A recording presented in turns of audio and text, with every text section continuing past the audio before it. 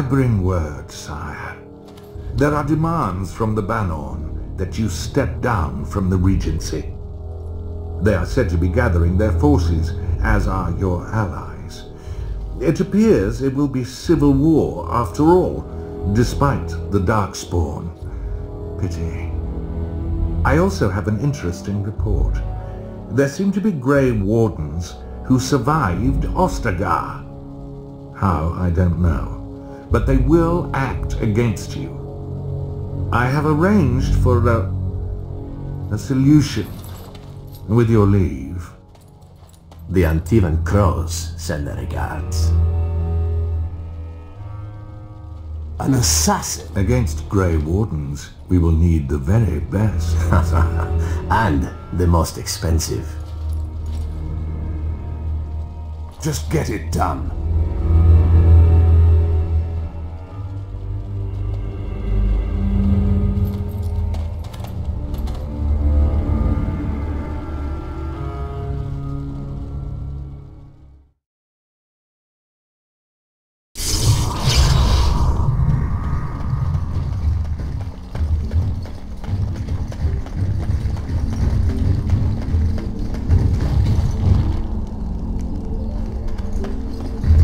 The client is very pleased. Come back soon.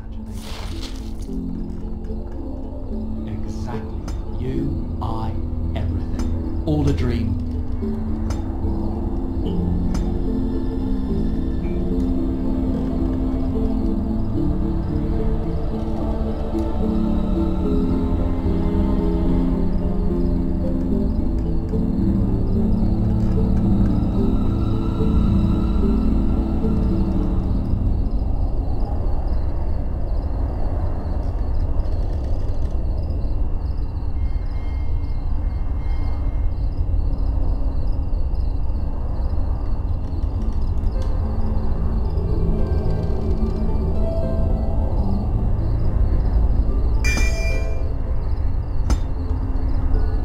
Shall be done.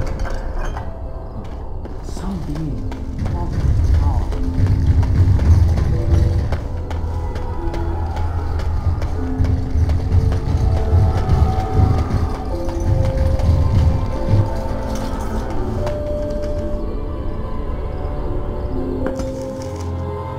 I lied to you, you know, about why I left Orlais.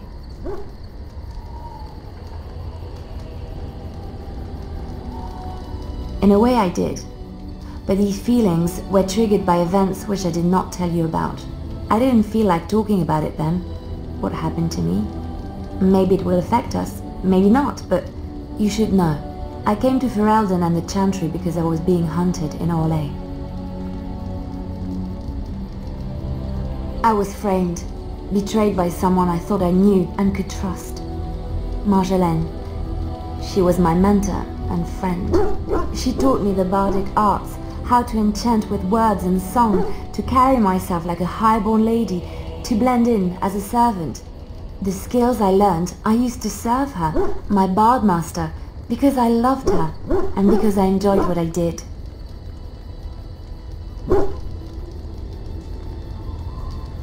You can say it was my fault. There was a man I was sent to kill. I was to bring Marjolaine everything he carried. I don't know who this man was. She gave me a name and a description, and I hunted him down. I found documents on his body, sealed documents. It turns out that they were. My curiosity got the better of me. Something told me that I needed to know what was in those letters.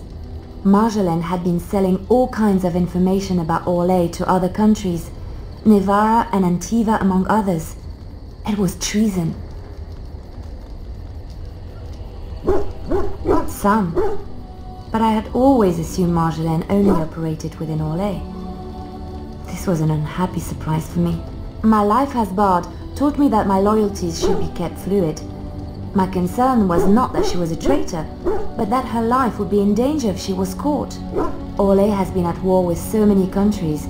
It takes a harsh view of such things, as I later discovered. I should have left well alone, but I didn't. I had to tell Marjolaine I feared for her life. She brushed aside my concern. She admitted her guilt, but said it was in the past. That is why the documents had to be destroyed, she said. I believed her. I kept believing up till the moment they showed me the documents, altered by her hand to make me look the traitor. The Orlesian guards, they captured me, did terrible things to make me confess and reveal my conspirators. It was a traitor's punishment I endured, and at the end of it, all that awaited me was eternity in an unmarked grave. The skills Marjolaine taught me were good for something at least. I broke free when I saw the opportunity. I did not seek Marjolaine out. If she thought I was coming for her, she would have me caught again. I was tempted to confront her. I was furious, betrayed. But what could I do against her? And so I fled to Ferelden, to the Chantry and the Maker. Ferelden protected my person, and the Maker saved my soul. And that is the reason I am here. The real reason. No more lies between us, at least in this. It feels good to have this off my chest. Thank you for listening and understanding.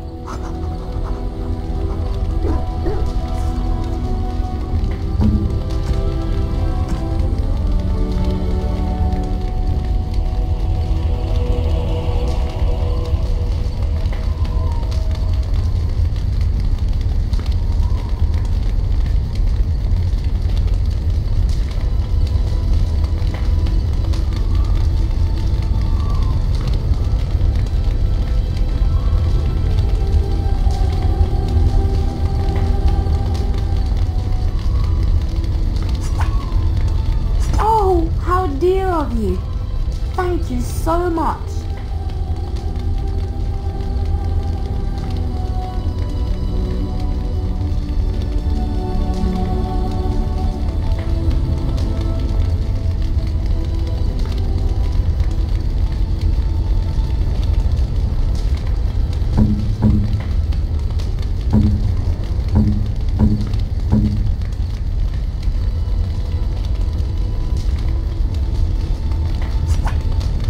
What?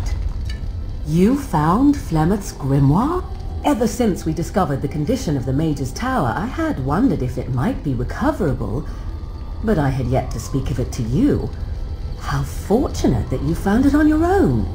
You have my thanks. I will begin study of the tome immediately. Secrets. My mother has many of them, and this tome represents the one time that they were able to get away from her. I do not intend to squander this opportunity to learn more than Flemeth wished me to know. This should be interesting.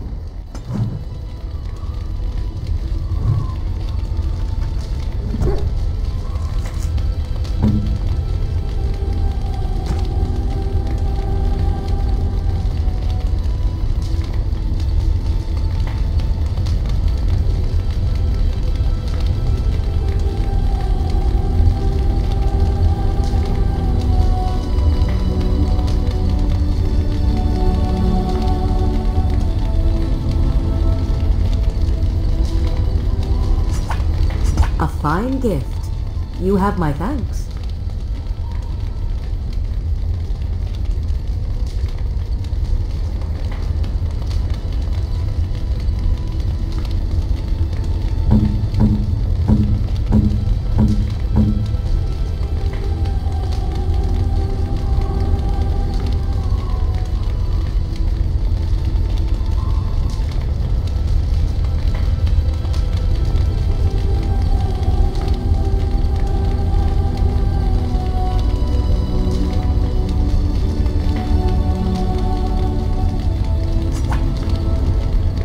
Is that for me?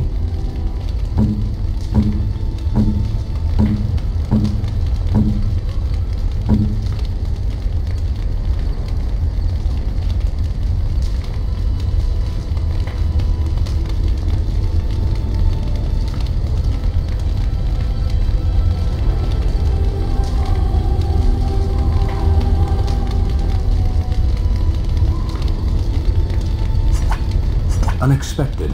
Thank you.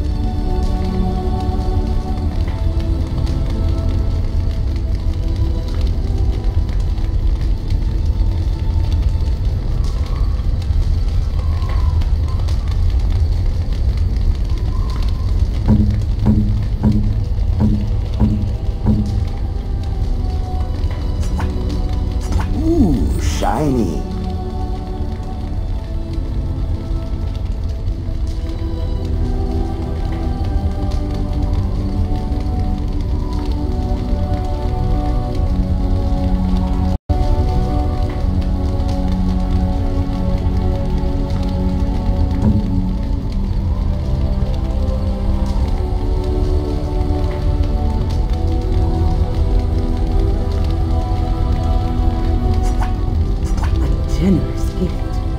Thank you ever so much.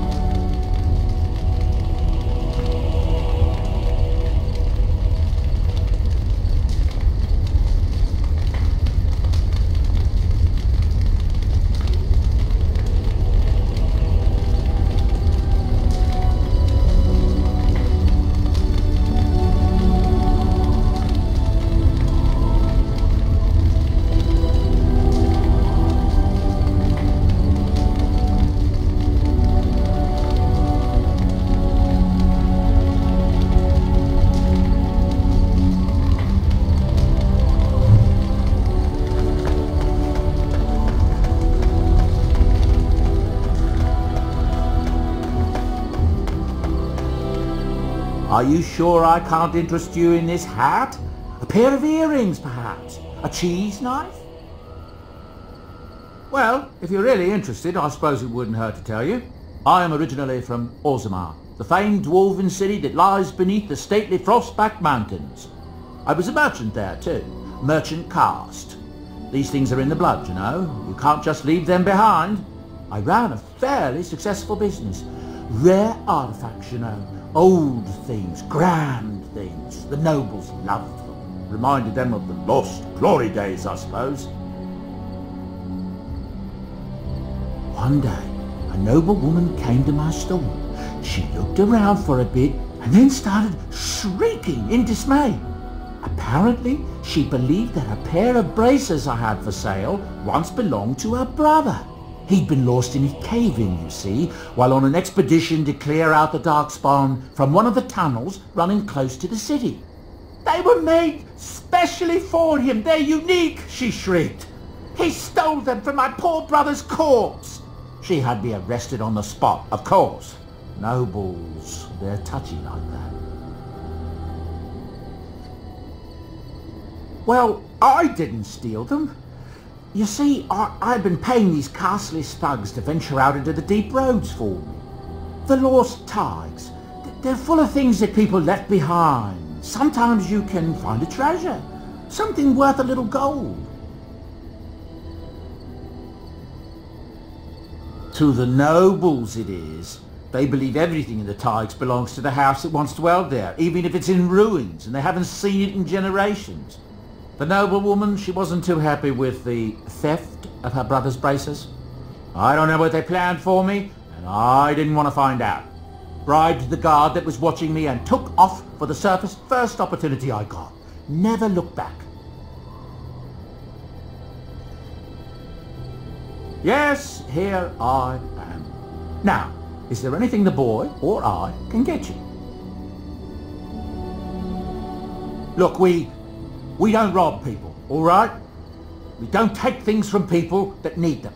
The things in the lost tides, what good did they do lying there? I brought them back to Ostagar where people could look at them and remember. It's not all that different up here. There are places long abandoned by the humans everywhere. Even more now with the Darkspawn coming. People flee from the Blight with good reason, but they forget things. Things with value and meaning. They leave them behind because they're frightened and desperate. And sometimes, my boy and I, we find our way to these places before the Horde descends, and we save these things. I take them away so the Darkspawn don't get them. It's not so bad. They destroy everything they touch.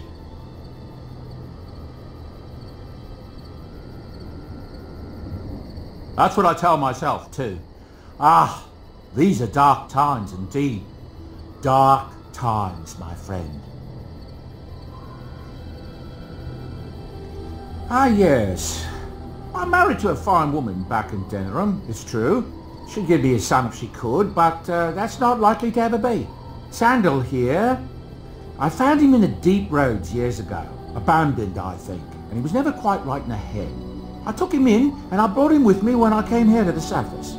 It may not be my blood, true, but I think of him as one. We left Ostagar. That's right, boy. Maybe one day we'll see it again. It's not as if I don't benefit, mind you. Turns out the boy's a natural working with enchantments. He might have even been lyrium-addled. I never thought of that before, to be honest. Happens sometimes. He can work an enchantment into just about anything, however, given some time. Could probably open his own shop, if he knew how. Enchantment. Well, he does seem to enjoy it at least. I'm sure you'll be pleased with the goods my boy and I have collected, and with your discount.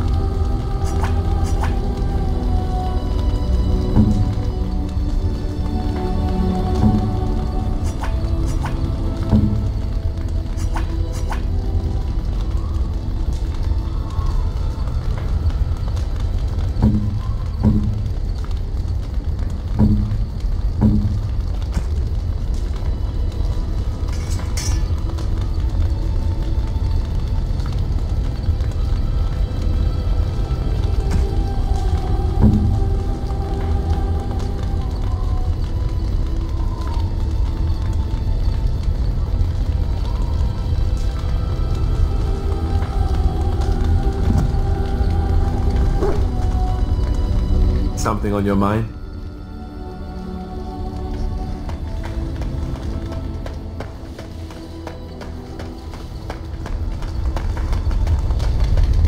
I await your command. At times, perhaps.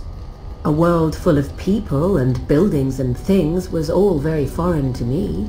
If I wished companionship, I ran with the wolves and flew with the birds. If I spoke, 'twas to the trees.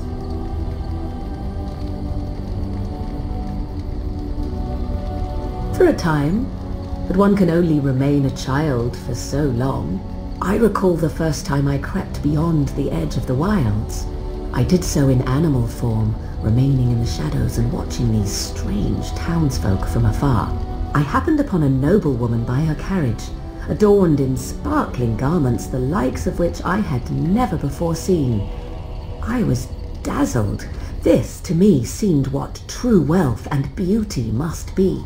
I snuck up behind her and stole a hand mirror from the carriage.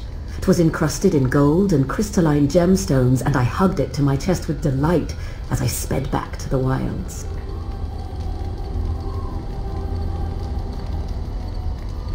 Flemeth was furious with me.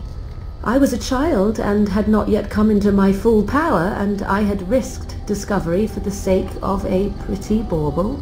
To teach me a lesson, Flemeth took the mirror and smashed it upon the ground.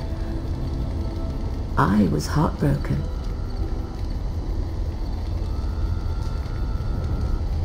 And a foolish one. Flemeth was right to break me of my fascination. Beauty and love are fleeting and have no meaning. Survival has meaning. Power has meaning. Without those lessons, I would not be here today, as difficult as they might have been.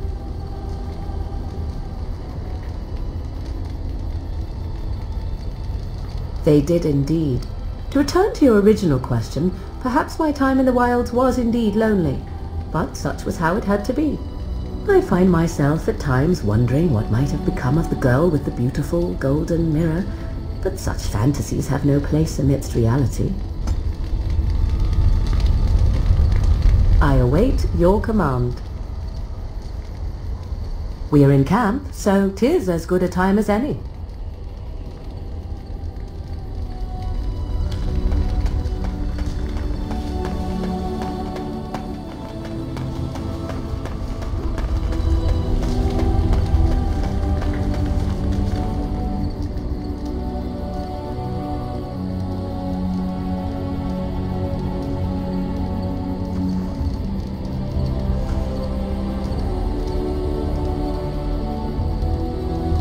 Even the Templars will be impressed by the powers you will command.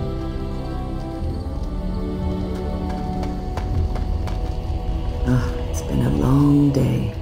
Rest would be welcome. Yes, of course. I am just a little weary. As you may have noticed, I'm no spring chicken.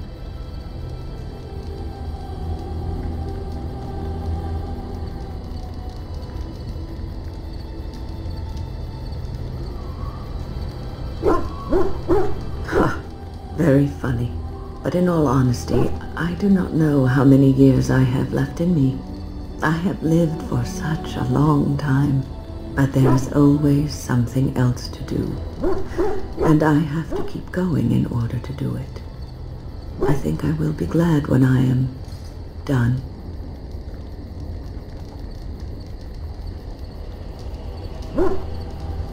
Oh, I don't know. I really don't. Have you encountered many abominations, apart from the ones in the Circle Tower?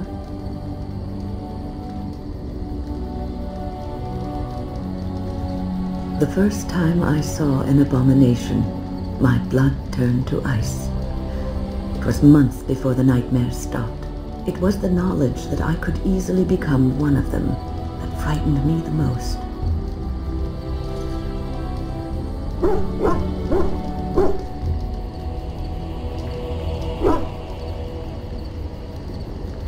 One slip. All it takes is one slip. and everything you are is simply gone, replaced by madness. And there is no turning back, or at least that's what they say.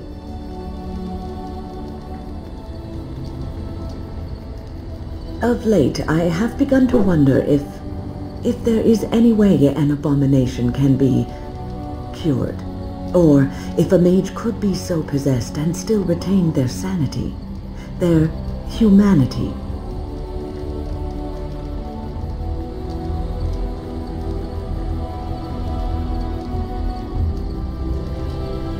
Yes, it is madness and cruelty that define abominations. If those are lacking, if the mage remembers the person they truly are, then they are not an abomination. I never saw that. Thank you for showing me another way of looking at it. Irving told me about how you became a Grey Warden, and that unpleasant incident that occurred prior to your departure from the Circle.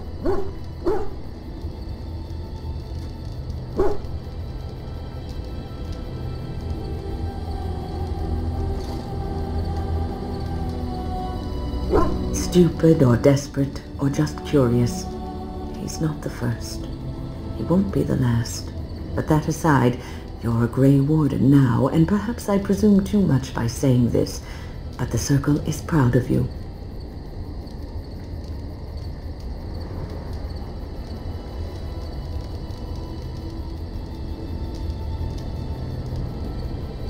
Do not squander this time trying to explain why Irving picked you. Accept it, and be the Grey Warden you're supposed to be. Sometimes it gives me comfort to think that everything will end up the way it's supposed to, that it will be all right. You were chosen. You survived the joining when others did not. Perhaps it was meant to be. I must ask, what does being a Grey Warden mean to you?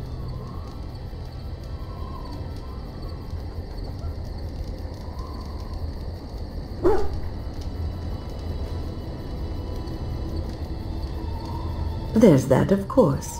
But there's more to being a Grey Warden than killing Darkspawn and saving the world from the Blight. Ultimately, being a Grey Warden is about serving others. About serving all people, whether elves or dwarves or men.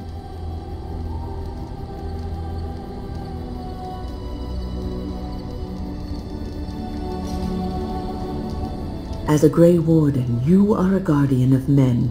And you guard them because their continued existence is more important than you are. Thus it is you who serves, not they.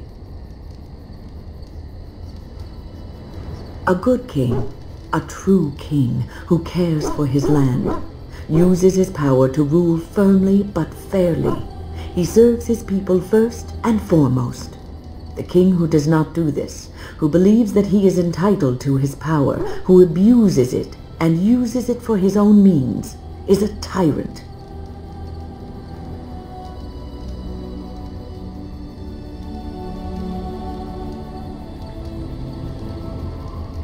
If you live apart from others, and your actions affect only you, then you may do as you wish. But if you have power, influence, and strength, your every action will be as a drop of water in a clear, still pond. The drop causes ripples, and ripples spread. Think of how far they will go, how wide they will become, how will they affect the pond. But I've lectured enough for today. I should stop before I wear out my welcome.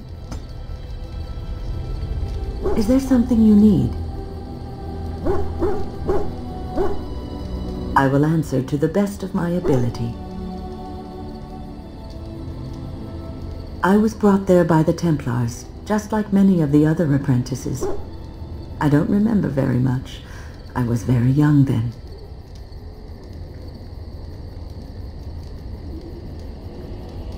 I didn't have a family. I never knew my real parents. My earliest memory was of hiding in a hayloft on a farm, trying to keep warm. I was found, and the farmer's wife was kind enough not to send me away. But they had children of their own, and I was never made to feel welcome. The eldest son was the worst. He was always calling me a stray, and throwing anything he could get his hands on at me. And I don't know how it happened, but one day he just found his hair on fire. Fortunately, there was a large trough nearby.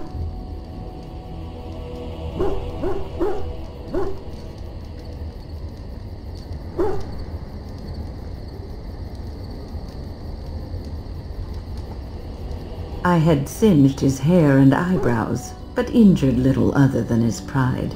Who knows what they would have done to me had he been more seriously hurt. Thankfully, all I had to endure was a few nights locked in a cold barn with a bowl of water and a crust of bread. The Templars arrived several mornings later. I'll never forget the moment the Templars led me into the entrance hall of the tower. I had never seen anything so grand in my life. I stopped being afraid then. I knew I was home. We were the lucky ones. I learned very quickly that for every apprentice in the tower, there was probably one who never even lived to see the Templars come. No child, not even a mage child, is a match for an angry mob trying to place blame for a failed crop, a hard winter, a baby born dead.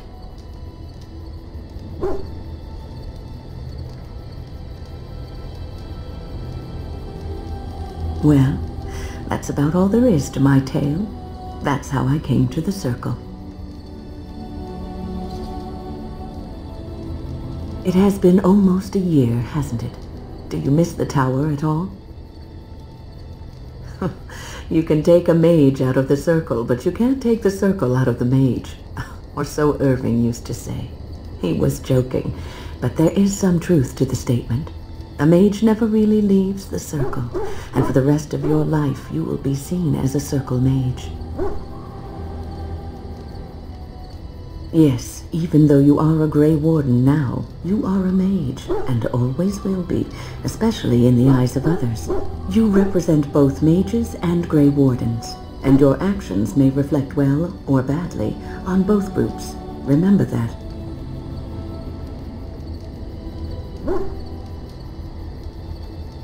Oh, but listen to me go on. You start a conversation, and I just run away with it, don't I?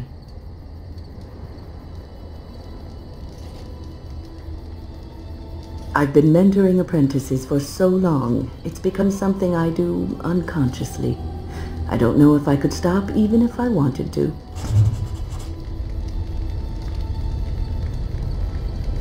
What's on your mind?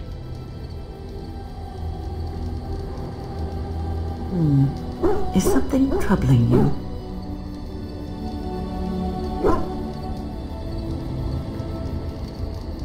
No one said it would be easy. You are one of the 2 surviving Grey Wardens in Ferelden. You defend all of us, and much rests on your shoulders. It may not mean much to you, but thank you for having the courage to continue to fight. And that gives me hope. Have you heard much about the Grey Wardens of old?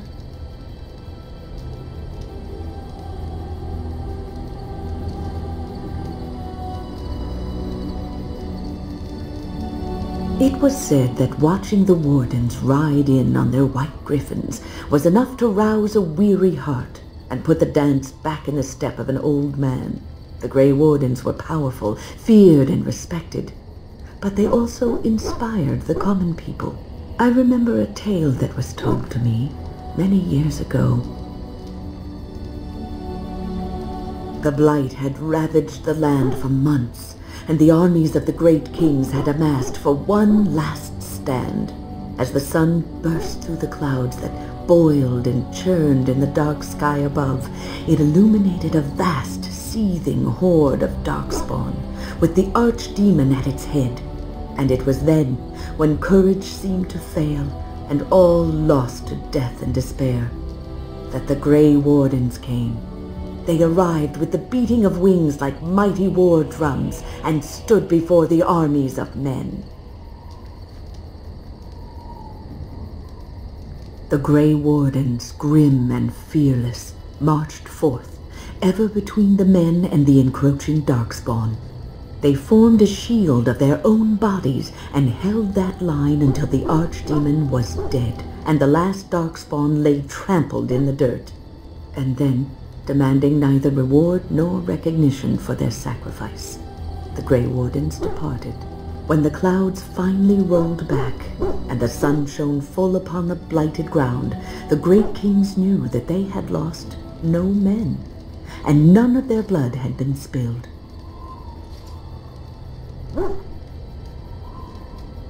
This is a tale about no battle the Grey Wardens have fought, and yet about them all. They have always defended us from the Darkspawn, taking losses so we do not have to. People may have forgotten over the centuries, but nothing has changed.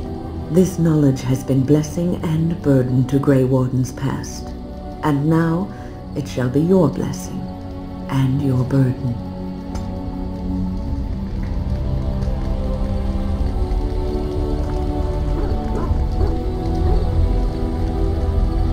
What's on your mind?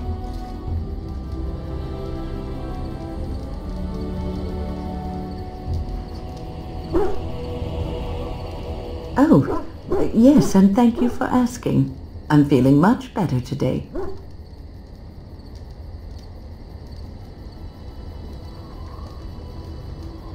I suppose I must be. What's on your mind?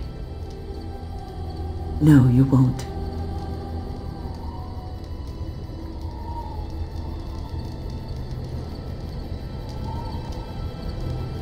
Because you were not looking for the answer, but for someone to tell you that in spite of it, you'll be all right. You wonder sometimes, don't you? If your life would be better if you weren't who you are. When I was a young woman in the tower, I came to the realization that the circle would be my life, and I would know no other. Family, love, a simple life. These were things that others took for granted, that I would never have.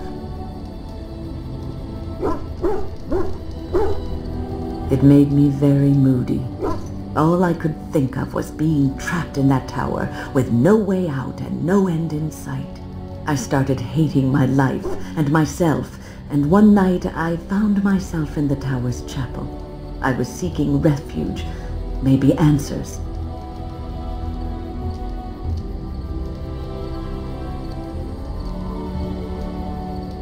I must have looked tearful or made some noise, because the revered mother came out and decided to speak to me.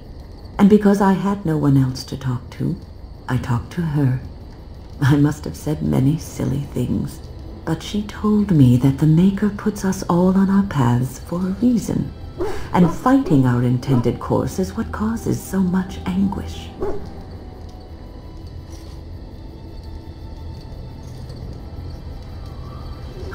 I thought the old biddy was full of rubbish. I was 15, maybe 16, and I knew everything. So I left, but I always found my way back to that chapel. And as the years passed, I began to see the truth of her words. We were supposed to be polar opposites, mage and priest. But we weren't. There was much about us that was the same.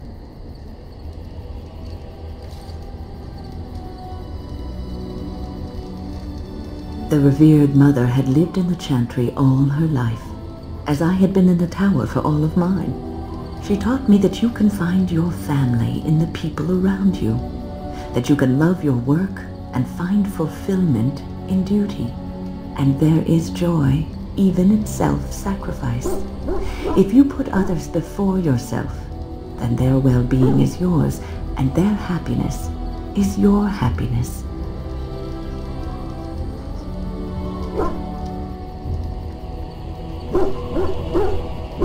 You can scream and cry and be angry about life as a Grey Warden, or you can accept it and allow yourself to see the good in it.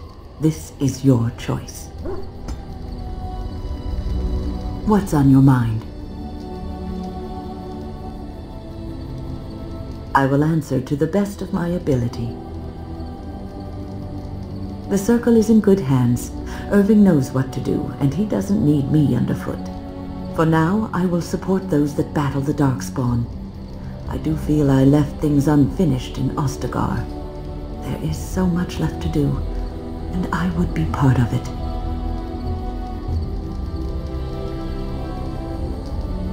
The Grey Wardens, all 2 of you, need all the help you can get. I will see this through to the bitter end, and after that, if I am still left standing, then I will return to the circle.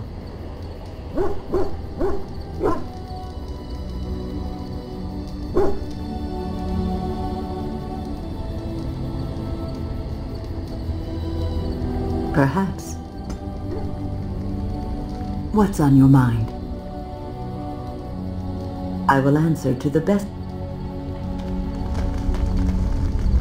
The stars are out.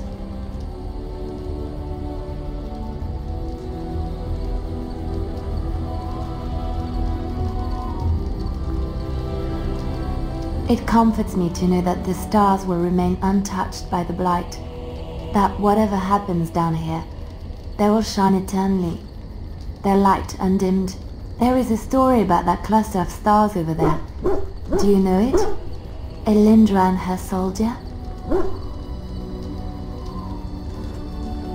A long time ago, there lived a fair maiden called Elindra. She had many suitors, but spurned them all, for she did not love them. One day, Elindra was sitting by her window in her father's castle, singing and dreaming, when her lovely voice caught the attention of a young soldier. Entranced by her song, the soldier drew near to Elindra's window. As their eyes met, he fell in love with her, and she with him. When Elindra told her father about the man she had chosen, he was furious, for Elindra was high-born, but her love nothing more than a common soldier. To keep them apart, he had Elindra imprisoned in the highest tower of his castle, and sent her soldier to the wars. Alas, not a month had passed before news of the soldier's death reached Elindra. Alone in her tower, Elindra wept for her love, and beseeched the gods to deliver her from this cruel world. So earnest was her plea, that the gods themselves were moved.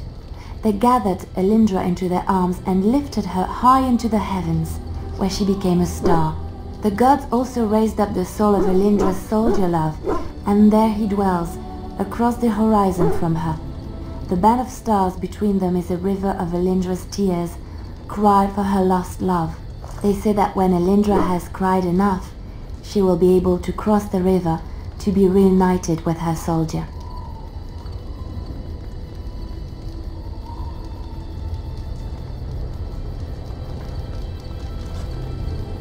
This story is one of my favorites, a tale of a love so great and so enduring that it defies death and moves the gods to action.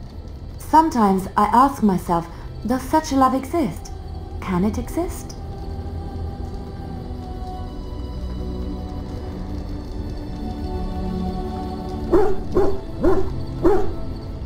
I never expected you to say that. It is a pleasant surprise.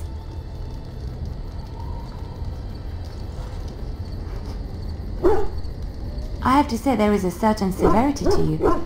Finding a person behind that all is nice.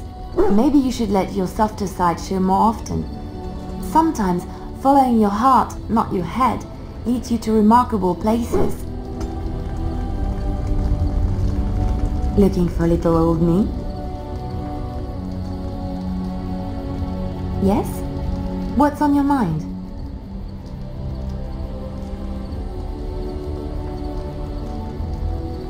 Alright, it is my job to spin yarns after all.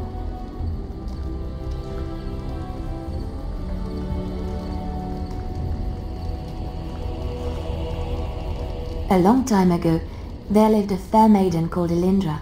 She had many suitors, but spurned them all, for she did not love them.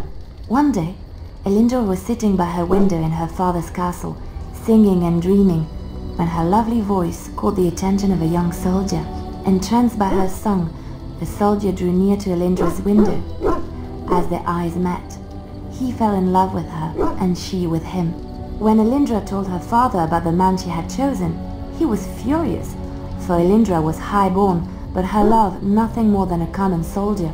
To keep them apart, he had Elindra imprisoned in the highest tower of his castle and sent her soldier to the wars. Alas, not a month had passed before news of the soldier's death reached Elindra.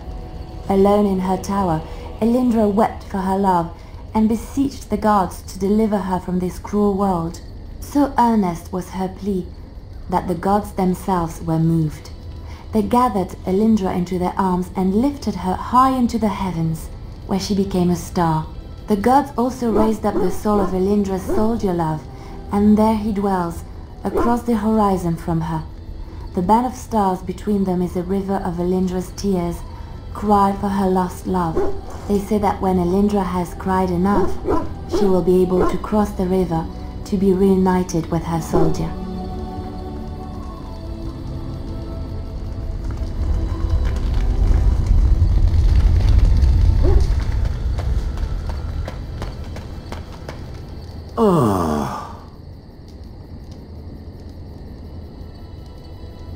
Oh, that.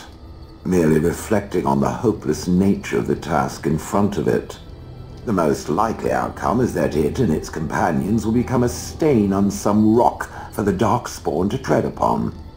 I shall be moved to a single tear by the tragedy.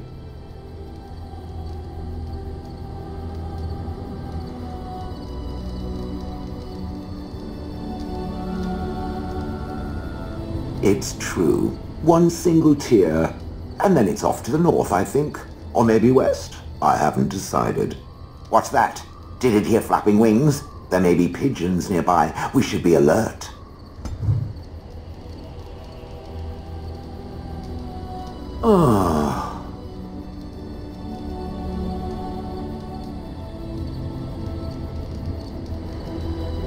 Different? Different than what?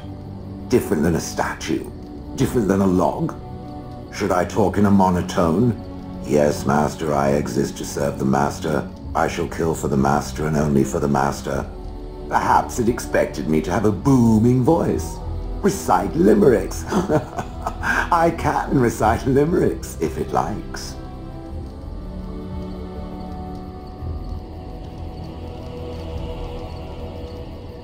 I am not sensitive. I am made of stone. Sensitive is the exact opposite of what I am. I have never met another golem. I have no idea what one might be like, or why I wouldn't be like them.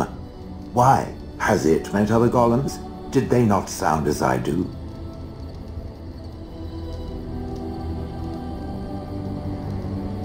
Did I say it was bad?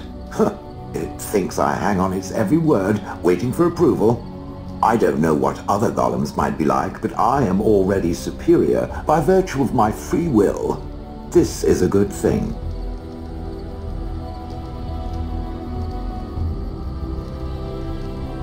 Imagine the benefits.